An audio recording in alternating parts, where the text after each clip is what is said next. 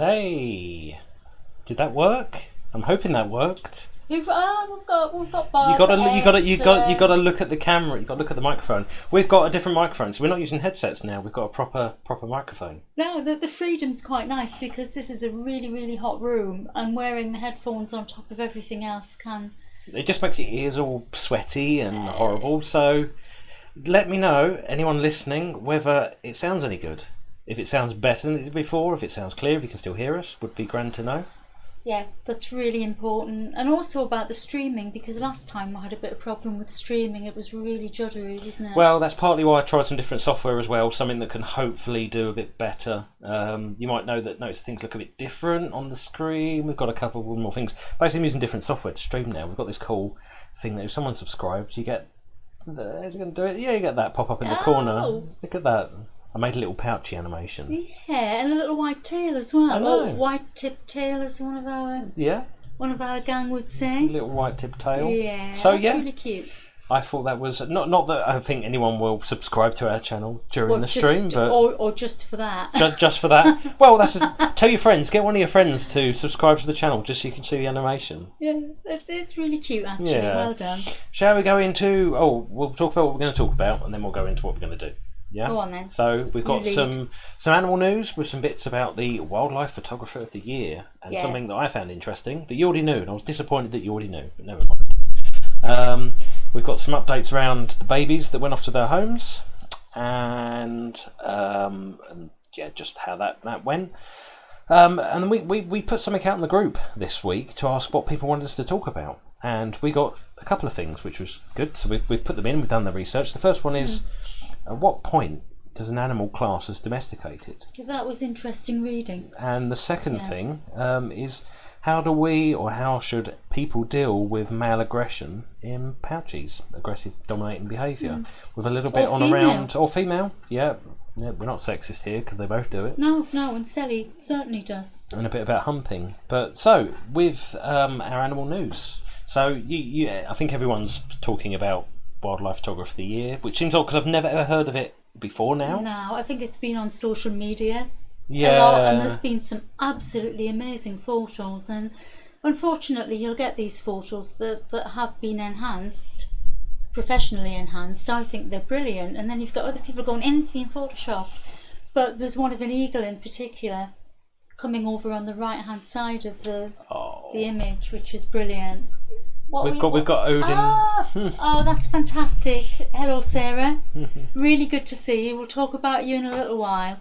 Brilliant. That's good. Well, I'm glad I can actually read the chat on the screen now, because I was worried when I was in I spent ages testing this bloody thing to make sure it worked, and it did. But I couldn't read the chat, and now I can, so I'm happy. Right, I've got something on my screen, which I'll show. So this here is the winning picture from Photographer of the Year. Everyone's seen it. It's been everywhere. It's already been made. People have made memes of this already, haven't they? Yeah, and it's just crying out for a meme. It's fantastic, isn't it? It is. And it's a great picture. But there was. So this is basically the overall winner. But there was another category which I think is more closer to our hearts. What I read about this one when I first saw it was that it took about 7 hours. Waiting and constant clicking. So it wasn't just a lucky shot, it was actually born of hours and hours of patience. But well done, that photographer. Can you imagine? Brilliant. Right, you're in your gilet suit, you're sitting there, you're all covered up, you're waiting for that perfect shot, you press the button and it comes up memory card full. Yeah. How annoyed would you be? But one of the categories that piqued my interest was urban wildlife photographer of the year. It's so nice, and you will see that it's so nice to see these particular creatures. Well, that was the winning in the category of urban. So it's a picture of wild rats in New York. Urban wildlife. They are urban wildlife. They're not vermin. They're not pests. These are part of our indigenous species, and the way that they're treated is appalling. Yeah, really. Exactly. It's so nice to see them celebrated, and to the socialisation and the intelligence that you can see on this picture. Come close to the microphone, otherwise you're going to sound like you're far away. I wish I was. That's better. Yeah, I just thought it was quite. I mean, I was trying to look. There's a little baby down there. Look at that. Yeah. But a nice picture. So, as you can see down there, the photographer was named Charlie Hamilton James. And there was a lovely quote that he put on one of the sites where his picture was put, and he just said, "Oh, they just do what rats do and live where rats live." He basically followed them into the sewers and crevices over months in order to find the perfect picture. And he said it was just amazing to see how they fit into the cracks of New York so brilliantly, and that he loved shooting New York at night. After a while of working with them, I started to respect them. He said, I'd never say I loved them, but I do quite like them, which I found quite nice. It's nice that somebody has taken the time to observe and to see how interesting they are, like or dislike. They're very interesting animals. He's acknowledged that, not a fan of them, but, I guess if you're watching them, you're going to see all the little quirks and things and how they are. So, yeah, I thought that was rather a beautiful photo. If we could see the photo again, it really is a gorgeous. You want to see it? Yeah, you want to see it again? Click it back on, because it really is a gorgeous picture. I can get it up a bit bigger. See, no, it's not actually. It's bigger, not. Is it? It illustrates really well the kind of family setup that they all have. But I mean, people gross out about wild rats, but how many people have actually seen them up close? I mean, what is really wrong with that? Well, we had a nice moment in this country. We were at Priory Park and we'd taken a small group out from the hospital where I work. We work with teenagers with mental health problems. And we'd gone over for a walk in the park, and there were several rats sitting around on the grass. They were all female, and they were looking for food. So we sat down quietly on a bench and we just observed them, and it was a really good opportunity to talk to them and say, look at them. Look at how clean and shiny their fur is. What do you think they're doing? They were running off and coming back again, and then running off and coming back again. I was talking about how good they are as mothers, how well they look after their young, how they will show the young what to fight for, what to eat, what to do, how to behave. And it was a really nice learning experience, just being able to sit and watch them. And you look at the picture. For any, I mean, we're preaching to the wrong audience here, really, to be honest. But anyone who's not really fond of them, you look at them and you think, well, do they look any different to the ones kept as pets? Do they look any more dirty? I mean, their tails are a bit more grubby, but they're not really animals that clean their tails. But in terms of their fur, it's spotless, and they're a lovely size. And there's an unnerving intelligence behind the eyes of a rat, particularly wild rats, that I think, again, makes people more nervous around them. I think that they know that they could take over the world. Urban wildlife, that's all they are. They're no different from a robin or a blue tip or a squirrel or any of the things people might consider prettier or more desirable. If you don't want them in your garden, don't have a bird table. Or clean the bird table up. Yeah, or put your rubbish away, you filthy humans, and then they just won't come. They don't know it's not for them. No. They think it's an all-day banquet, which it kind of is in Britain with all the rubbish and things. But anyway. Well, baby news. Do you want to update people on what become of the babies? Absolutely thrilled that Sarah Green's joined us tonight for the first time, because she has Aldin, who was the boy from the litter. He was the only boy. And we've had some pictures and videos on the Facebook group, and he's just doing so well. He reminds me of Floki that we homed with Annette Reynolds, who literally just went from our arms into hers. So yeah, bye mum, bye dad, off we go. It was seamless. There didn't seem to be any kind of transition period or nerves, which is unusual, to be fair. Yeah. But it's just tantamount to the fact, I think, that somebody is taking him on who's got so much confidence and who really understands the animal and wants to work with him. It's been really nice. I mean, I must say the owners, that they put the pictures up and they share their experiences, and you can tell that they have fallen head over heels in love with that animal, and it's so nice for us to see. That's the important bit, because with the fancy rats also that I've bred for years, but more so with these little creatures, we bring them up on the sofa in between us, and we miss them. They were our babies first, so to get all the videos and pictures, Sarah, is just magic. We absolutely love it. So thank you for that, if you're still watching. It's always appreciated. The other two babies, one went to a home in Wales, where she'll live as part of the family home. As far as we know, she's okay. The other one went to Holland, and she was very, very bonded to us, I think to me in particular. And she had a little bit of a bumpy ride settling in, but luckily Marta's an experienced owner and breeder, and she's brought her around a treat. She's settling in far better now. So yeah, little Yara is doing well too. Oh, we've got Alan, who's with Bobo.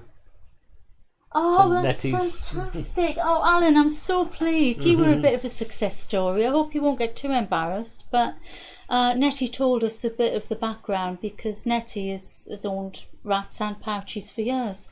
Alan's always been a little bit more hesitant with them, a little bit more reserved perhaps. And when she had the pouchies, they were pretty much her thing.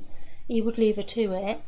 And she got Bobo home, and Alan, you said... Is it alright if I hold it? Is that right, Alan? You still there, Alan? Yeah, I don't think you've scared him off just yet. No, I'm really thrilled, it's always Alan, good because they do go off and be part of the family. Yeah, that's exactly what we want for them. Another pair have gone off to a zoo for educational purposes, and that's good too. You know, they've got a place in a lot of different settings, I think. Well, I think probably next spring, they'll have plenty of time that they'll have grown, and we can go back and ask if we can see, because they said we could go back and see them again. They did, yeah, and it'll be nice to give it that little period of time. I want to know, they had two, I don't know what they've called them, but I very much doubt that Knob and Meat would be on the agenda for names. I don't think they would have kept them. But Meat was, he's a little bit like Odin, but he's not from the same line, so we can't really compare the two. But he was a very sandy colour. He was very light, wasn't he? Very, very pale. Yeah, a bit like Odin, Sarah, if you're still there. That very sort of pale colour. And even if you look at their eyes under light, their irises were a paler colour. You could see the dark brown against the black pupil. There's some sort of dilute, I think. There's a very slight genetic colour change there, which is really interesting, and it's so important, not just for aesthetic reasons, but health and temperament reasons too. Why we all need to stay in touch. Shall we move on to the next subject? That's good. I just want to pause for a second to introduce our friend John. He is listening. He is at home today with us as a special guest. He was the person really that initially got us started, wasn't he? If you want to say a bit about him. Well, yeah. The first pouchie we ever met was one of John's pouchies back before we was even thinking about. It was 2012. Yeah, it was that long ago. It was that long ago, yeah. Yep. Yeah. And he's part of our committee now, and he runs the Gambian Pouch Rats and More Facebook group. And he also has Chloe, who was one of our first babies. Yeah. Yeah, with a view to breeding when we can get the right boyfriend for her, who's unrelated, and when the time's right. So yeah. Just wanted to mention John and say thank you for everything you've done and all your help. Well, next point. So we were going to talk about at what point is an animal classed as domesticated? So this was something that was asked on the Facebook group, and I've actually done a fair bit of reading today, trying to really find. And this isn't the first time I've done reading about this subject. I have looked before, trying to find a definition, or at least a scientific definition of what domesticated means. It's really hard. What is the dictionary definition? Because I've been at work. I've not so been the looking at anything. I'm just going to move my notes over here so I can actually read them rather than being on things. So the dictionary definition. Don't read from a script, Lewis. Oh, no. That's terrible. More notes. I don't know. Dictionary definition is an animal which is tame and kept as a pet or on a farm, which is really vague, really. You can say farm animals are... Well, I think you're more in danger from a cow than you are from a pouchie. I don't know, I'd argue with that. I don't know, I've been chased by a cow. When? I've been chased by a cow before. What, me? Oh, you don't count. We almost got chased by a cow, remember? Yeah, they can be pretty threatening. I think it's that hard stare they give you, especially when there's nothing between you and the cow. And when there's lots of them all together. But, yeah. So I started digging a bit deeper. Let's try and look at some definitions that are slightly more scientific than just a broad dictionary definition. So National Geographic, they quoted it as being animals which are selectively bred and genetically adapted over several generations to live alongside humans that have a genetically distinct makeup from their wild ancestors. Oh, and that to me is key in recognising that we've got a really long way to go. It is, but then my argument to that Genetically was distinct from their that was- ancestors. the bits before that. I agree, selectively bred, but the genetic. When you start talking genetics, it starts to get a bit more complex. Genetically speaking, there is no difference between a fancy rat and a wild rat, bar there's the not. tiny differences that cause colour dilutes. You may have different And you can ears, different fur texture or coat, but they are the same animal. And there are genetic differences that give a rat Dumbo ears, for example, but they are ones that we bred into them. So yeah, I can see that part. But if you've got, does that mean by that definition that if you breed an agouti top-eared fancy rat, it is not domesticated? Well, no. No, because you can pick up a baby fancy rat at birth and it sits in your hands.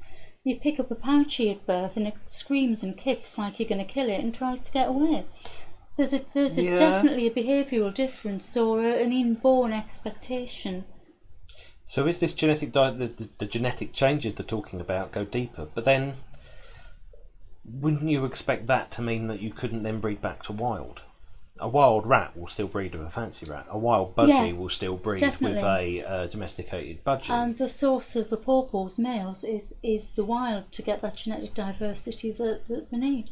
Well, so I still wasn't entirely convinced by this Nat Geo. As much as I agree with some of it, I'm not still. So I dug a bit deeper, trying to find something else, and so I ended up on Life Sciences, and they were quoting a book by Jared Diamond called Guns, Germs and Steel, and in his book he has 6 criteria of which an animal must meet to be classed as domesticated. So point number 1 was that they must not be picky eaters and able to survive on the food purely provided by humans or because of humans. That makes sense. That's fine. Yeah. They must reach maturity relatively quickly in respect to a human lifespan. Tick. So yeah, okay. So that we won't die before them. Well, yeah. So you wouldn't be able to raise a human baby. Well, we raise human babies, but as a pet, if you were raising an animal the same, it would take so long. If you're spending 10 years raising them to the point that they're an adult, it would be too long. Yeah, you get things like tortoises and macaws, African greys. They're good examples of animals that might outlive you. Yeah. Point number 3 was that a willingness to breed in captivity. The example they used here is that in Egyptian times, the Egyptians would keep cheetahs, and that was considered like a very upper class pet, but they could never get them to breed. No, because there's a lot of courtship involved that they couldn't replicate. The next point was that they have to be docile by nature and not dangerous to humans. Yep. They to not have a strong tendency to panic, flee, or see humans as prey animals. Comes down to the way the newborn fancy rats react. Yeah. And they must conform to a social hierarchy, allowing for humans to insert itself into said hierarchy. In what level? Well, somewhere. Somewhere down the bottom of the pile. So I mean, I like that definition. I do. Because I think that matches. I mean, certainly in the circles we're moving in, that matches our particular pets really quite well. I mean, on that basis, I would say that pouchies do conform to most of them points. I mean, docile by nature. I'm still not particularly pleased with that because there's some animals that we do keep as pets that are not docile. I don't think they're docile. This again, handling a newborn on many occasions, I would argue with that and say that they're not. Yeah. To not have a strong tendency to flee or panic, well, yeah, some do. That's the thing. Some pouches do. They are still mistrustful. They're still guarded. Well, yeah. So, what I put as my underline to that was, do I consider pouch rats domesticated? And the answer is kind of maybe, not really. They're semi-domesticated, which is what we've read in all the literature anyway. There are different levels, different points. Could you put one out in the wild and would it survive? In this country, no. Well, no, it's the temperature here. Take the temperature away, though, and look at the ones that we've got. Would Lolo survive in the wild? Yes. Would Arthur survive in the wild? I think they all would. I know. Do you? I think we can be quite. We put our feelings on them. I'm they want us, and and as much as we know that they would suffer psychologically because some of them are very, very bonded to us. I also don't think that they. I think they would survive. We have some that are incredibly intelligent, and yes, they would. Yeah. We also have some that are a bit the ones that we would consider in inverted commas pets, Arthur, Sally, / Tetra. Yeah. They are the ones I think that would fail. I think they'd fail miserably. I think they would say this. I mean, psychologically, mentally, they would find it very difficult. They'd die from stress. Yeah. But whereas some Bob of them and would. Lolo and Alice. Well, they'd find their food. They'd do perfectly fine. They're not going to be attacked by any predators because they're pretty good at fending them off by themselves. Or is it a personality trait rather than something evolutionary? Because I think that Gus and Venus would just sit there and get eaten. Yeah. Oh yeah, they'd be like, yeah, do you know what? I'm done. Just yeah. Yeah, all right. I can't be bothered. I can't be bothered. Just eat me. Can I go to sleep afterwards? Yeah. The interesting thing we were talking about with John earlier is that Venus is tentatively on pregnancy watch. We're not actually sure. Tetra's a bit on the young side for a male to have done the deed, but she's developing that shape that might suggest that she's in the family way. And if she is, it'll be the 3rd generation here. Well, it'll be the second generation from us specifically. It will, but third in the ones that we own. Yeah. Sons and daughters of Tetra.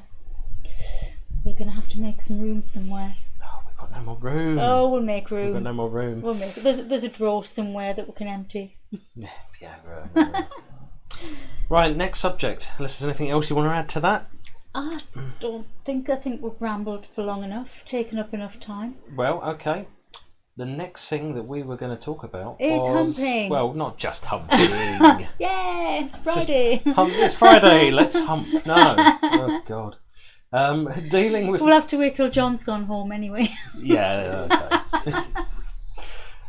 Dealing with male and female. I've added the female in. The male and female aggressive and dominating behaviour. So, I don't know if you want to start with some of this. I've got some bits that I did. Well, if you introduce why we're bringing up this topic to begin with. Well, this was another one. This was only raised today. Well, mainly about the humping was, and I thought, did you know it's a good thing to talk about because I'm interested from a scientific point of view. Why? But also what to do. We've got some new owners who have got boys and it's girls that potentially could develop. How do we combat that? How do we prepare? Yeah. What's the signs, the symptoms? Well, we had a baptism by fire when Arthur started on me at 9 weeks old, and he was relentless. He wouldn't stop, and that caused a lot of unwanted behaviour that led to him being neutered. I mean, sexually aggressive. My arms were in tatters and shreds. He would bite and scratch, not with a malicious intent at all, but because he was just driven into a frenzy of wanting to possess me. Very odd. Yeah. I'd never seen anything like that before in any pet. No. So how did it start, would you say? Well, it was all cute and funny when he was tiny and he was grabbing my forearm and shaking it. I was like, oh, isn't that cute? And he'd do it to my leg or any other part of the body. But it very quickly escalated into me trying to take my arm away and say no, and him digging in further and becoming quite aggressive in getting what he wanted. I've got to stress that when he was humping, it's an action that they do where they'll put their arms out and round, say your arm or your leg, and they'll hold with the outside of their wrists, so it's kind of here, and shake like that. It's not. They're not thrusting with the back end. No, there's no penis involved or anything like that. It's more of a behaviour than an actual sort of mating act. So I would say, what does the behaviour mean rather than are they trying to have sex with you? Yeah. So you've done a bit of reading, haven't you? Well, yeah, I have. I have to keep moving the microphone around because you keep moving away from it. I'm moving away from you. Oh, sorry. Well, the microphone's near me. It's directional. It only works if you're speaking in its direction. It's a bit like you then. It's like you have to be speaking to it, otherwise it's going to ignore you, basically.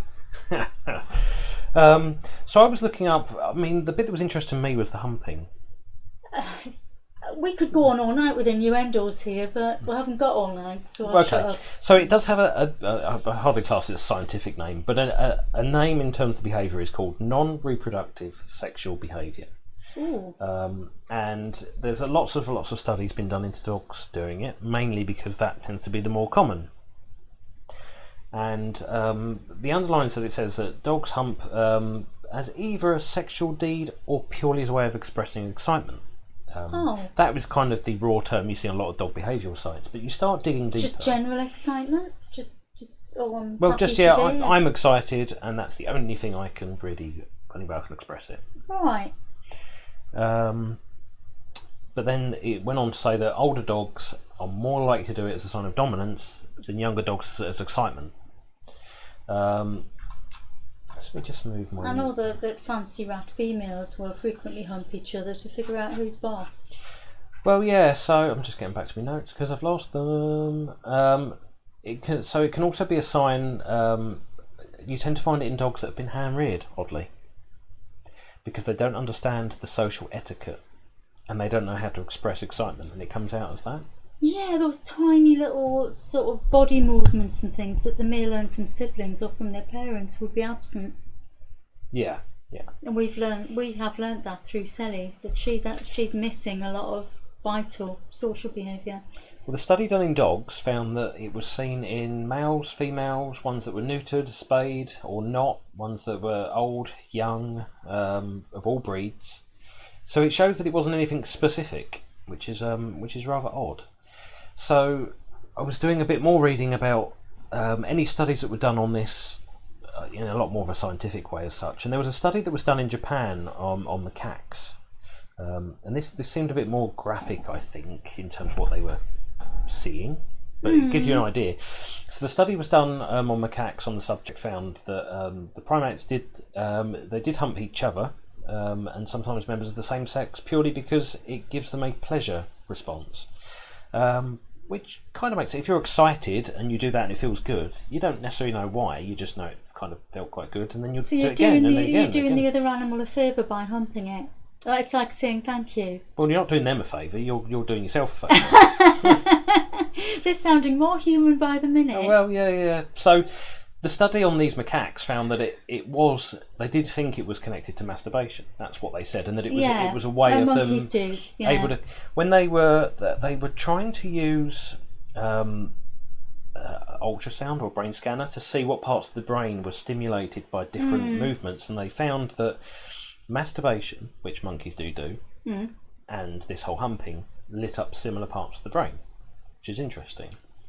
Right. So, I mean, it's hard to draw a conclusion in terms of, for example, our pouchies, because no one's going to put them in a MRI scanner and see whether the same parts light up when they're having a bit of a play together.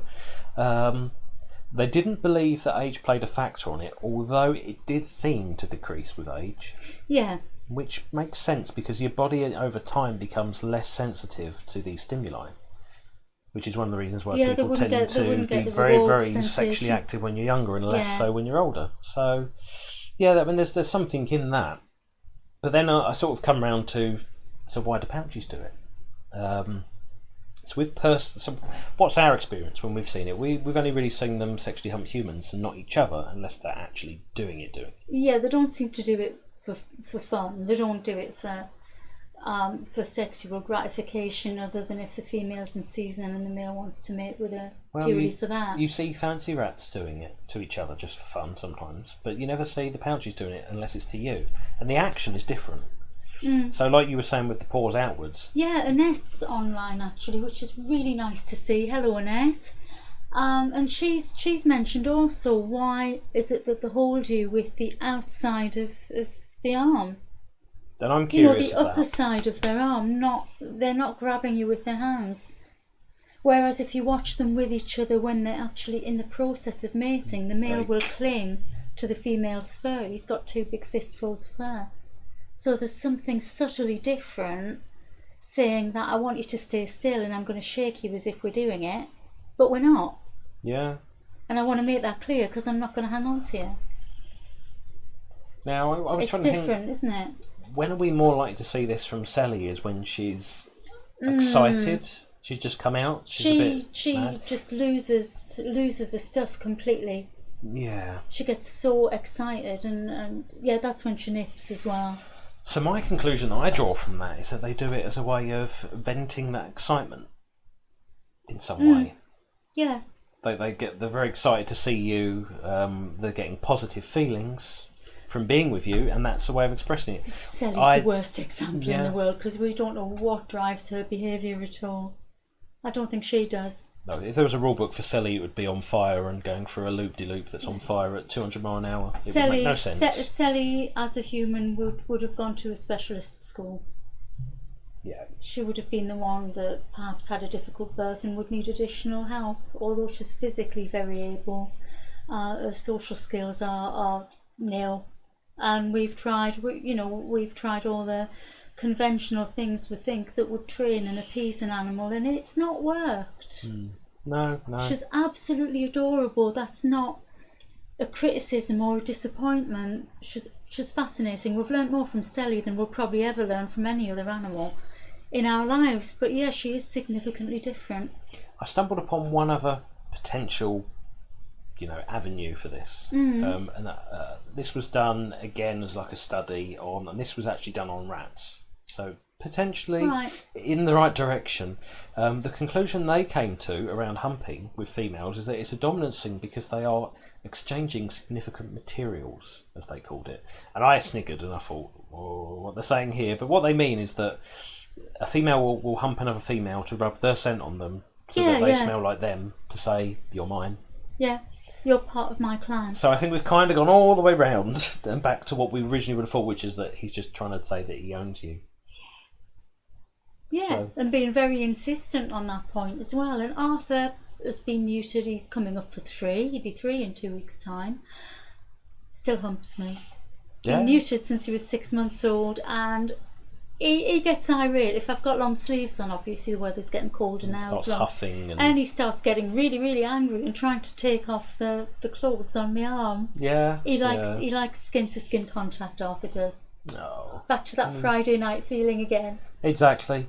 Well, we're approaching our past, so should we have a quick roll through the comments? Oh yeah, please. So we've got a lovely amount of people watching today. Oh yeah, do-wop in relation to Bob. He's like, we compared him to Johnny on The Shining yesterday. Well, I don't think he was trying to get to you. I think he definitely was. You should have seen his face. Right, so what it was, I think, because he saw the cat flap worked, and he's like, well, I know this cat flap goes inwards, but now it's not working, and he was getting quite angry with the fact that the cat flap didn't work. Harry remembered the previous day. Yeah. So that's what I think. But, he doesn't realise it can be turned on and off. I don't think he knew. He knew that he was all claws and teeth from the other side of that cat flap, and I'm really glad he didn't get in. No. Poor Floki's still sulking because of his poor tail. Yeah. Floki had an ordinary minor domestic accident, but it meant that part of his tail had to be removed. This is quite common. We've seen a number of pouches missing part of that. I think they're not very good at keeping the tails in. Yeah, Gus came to us with a fairly new tail injury, and the skin wasn't fully healed over the end of his tail, and to be honest, Annette, it did break for 2 or 3 weeks, didn't it? They kept weeping a bit. And I tried several different things, including a product that was meant to be like, it's like that old German new skin, but it's more modern. I bought some of that from the pharmacy. Didn't really work, but Gus's tail has healed beautifully, so they just need time. I wouldn't worry too much. Annette's got a colony of wildies in the bottom of the garden that she feeds. Oh, call them lovely. The Bobs. The Bobs. And why ever not? Oh yeah, well they should have names, and they should be like, they're still wildlife. If they're living at the bottom of your garden and you're feeding them, they don't have to go any further. So Blanche gets really close to hers, and they're really clean and smart. Yeah. You should try and snap some pictures of them. We'd love to see them on the group. Yeah, please do. Please take photos of the wildies. That would be brilliant. I think there's actually a dedicated group for wildies, isn't there? Oh, and Alan is saying, yes, that's true to everything we said earlier, and love my big girl. Alan, does she love you? Because pouchies can become very attached to the most unlikely of people, and sometimes it doesn't have to be their main carer. Yeah, if she started really bonding to you, that's I encourage that. She could be your little friend, you see. Yeah. Sorry, Nettie, don't listen. She's Alan's now. Bob's saying, I find it interesting that Arthur listens to you tell him to go to the... Yeah, I mean, that sometimes happens when you go for it. He knows the word poo. He knows what that means. It's really hard, whether it's situational cues or the time of day, or whether he actually knows the vocabulary. But I can say to him when he gets up before he comes out, go and do a wee. And he goes to his litter tray, he has a wee in the cage. Yeah. So it is possible that he knows individual words, maybe. Yeah. Miss Z Tech says over-arousal is the word you're looking for. Over-arousal. I think over-arousal is the word I'm always looking for. Yeah, Arthur's not alone in that capacity. No. I think that's just men in general doing, isn't it? Oh. Floki's awake now and he says hi. Oh, Floki says hi. Hello, Floki. Hello, Floki. Hello, little man. Oh, bless She likes him. giving me her food. That's really unusual. No way. I think you're on to something there, Alan. Alan, this is really interesting. Because she was, Keep in touch. when Bobo was here, she's giving him she food. wasn't really interested in us. Yeah. She really wanted to roam, but she really wasn't interested in us. No, well, you see, she lived with her parents. She loved her dad. She wanted to be with her dad, all that. Yeah. So if it was a male attachment she had, I mean, she would try and feed from Alice, but it was Gus that she was grooming. And I don't think she was a fan of me purely because her mum didn't like me. I think she was just saying that. Oh, she likes me giving her food, not her giving him food. Oh, I read that wrong. She likes being fed. That's a good girl. She is exceptionally beautiful as well, Alan. It would be lovely to have photos of her as she grows up. Oh, Miss C-Tech is Nettie. Seems to like Al more than me. Oh, hello. That's interesting, isn't it? It must be this male. They do choose who they want to be with. They do have very and you distinct. get nothing you can say to choose. Odin's just done a wee in the sink. Oh, clever lad. It's a start. It's not on the floor. No, it's not on her. it's not in the cage. Now you just got to get him put on the toilet. Yeah, you've got to put him on the toilet. It's really important, all of you. You've got to put your pouches on the toilet and see what happens. We did have a put your pouchie on the toilet week, but I don't know if anybody really did. We can so try come again. on, get your finger out. Do it. Put your pouchy on the toilet. They won't fall in, or if they do, it's just kind of funny. If I was going to say if they do, you can just rake them out again. Take a picture first, then rake them out. What, like your toothbrush? Don't remind me about the toothbrush, jeez. Toothpaste, as Linda McPherson called I it. bleached that. I put that toothbrush in bleach afterwards. Luckily, we've got lots of new heads that we can put on. You didn't actually have to. Well, it's not the first time, so I bought a bulk load from China because I knew that we were going to keep getting through them. But something I was going to try, and please let me know in the comments even after stream whether this is something that would possibly go down well. I was going to put maybe a camera on one of the cages so that while we're streaming we can have a live camera on one of the pouchy cages. Good idea? Bad idea? Not all of them are going to do anything. But I was just going to say I think we can do like a home experiment with that first, because the only one likely to start making a racket would be Sally, and it would be really distracting. Oh, we just see her. Anyway, it's We'll see, yeah. really cracking on time-wise. We have got a guest with us. Thank you. I've got more people that are contributing today, so that is really, really brilliant. That's good. Tell your friends, get everyone watching, Yeah, because the more people, the more we do like doing these. It's encouraging, and it's really nice when there's lots of people watching. It is. And I think that's us unpouched. Yeah, and very much good luck. Good luck, Alan, with little Bobo. That's news of the week, that is. It's fantastic. Exactly right. Well, thank you very much everyone for watching. We will see you in a fortnight. Yeah, bye for now. That is us unpouched. Bye for now, everyone. Bye. I haven't got the right up now to put it on the right. There we go.